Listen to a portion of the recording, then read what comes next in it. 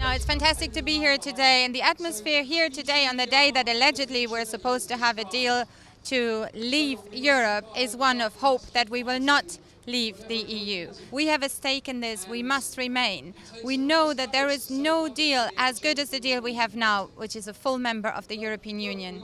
I am one of the 1.3 million British citizens living on the continent, and my life is bound up in the withdrawal agreement that has been agreed over the UK's exit from the EU, and it's a bad deal. 80% of British people living on the continent are working age or younger and rely on free movement and cross-border working for their livelihoods and to keep their families together. This is not a fight just for UK citizens. I came from Italy.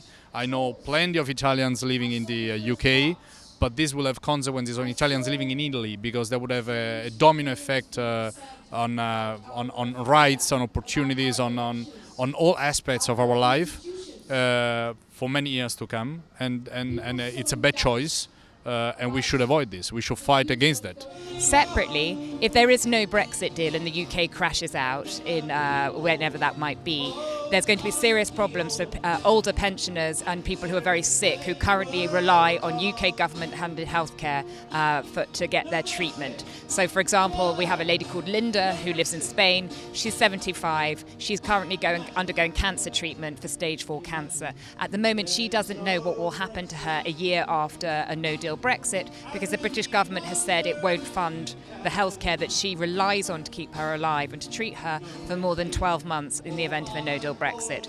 And also you have a situation where, depending on which country you live in, having proof of healthcare is part of your residency requirement. So if you're a British pensioner living in France and you can't afford to get private healthcare or to join your local healthcare scheme, you could actually be in a situation where you may not have the legal right to reside. And we're talking about people in their 80s, people who are very vulnerable, very anxious, and at that point in their life they really shouldn't have to be thinking about this sort of thing. We must remember that there is no deal as good as the one that we have today as a full member of the EU.